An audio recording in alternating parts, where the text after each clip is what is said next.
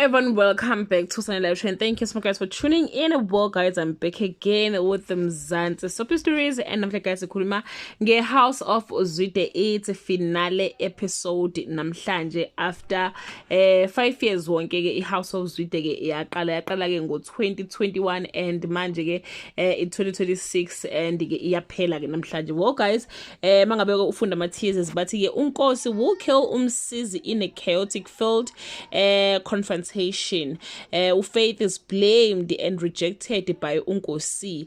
Wonke nje anibonile ukuthi ke uNkosi uzothreatenisha ke uFaith ukuthi ke akalethe la uMsizi, akenze sure ukuthi uMsizi ke uyafika lapha ke ehlathini labajela ukuhlanganyela khona noma ukuhlanganela khona. Yes, isiZulu.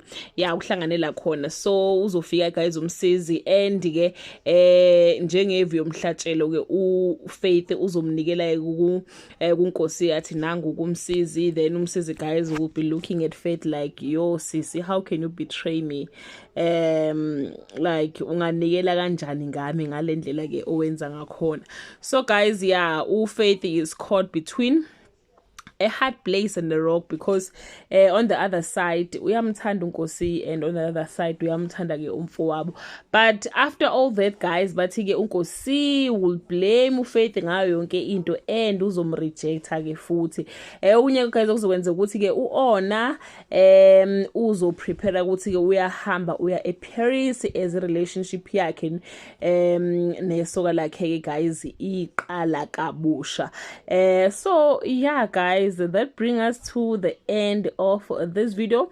Do comment below guys nisho ukuthi ke isiphi storyline wasithanda kakhulu, iphi character kade uyithanda kakhulu kuona ke lo mdlalo. I think for me the storyline engayithanda kakhulu ingalesikhathi lesu kade ke kuvela ukuthi ke uFaith wabulala ke umama kaOna nangendlela nje okwavela ngakhona, nangesikhathi ke uFaith ebulala ke umama ke kaFunani Zwide. That was the storyline engisikhumbulayo nesangithatha kuona ke iHouse of Zwide. As for i-character engithanda kakhulu, ngabe ubani konje?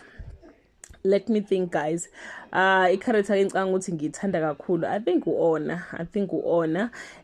So yeah guys, it brings us to the end of this video. Do leave your comment below and share your opinion. Bye.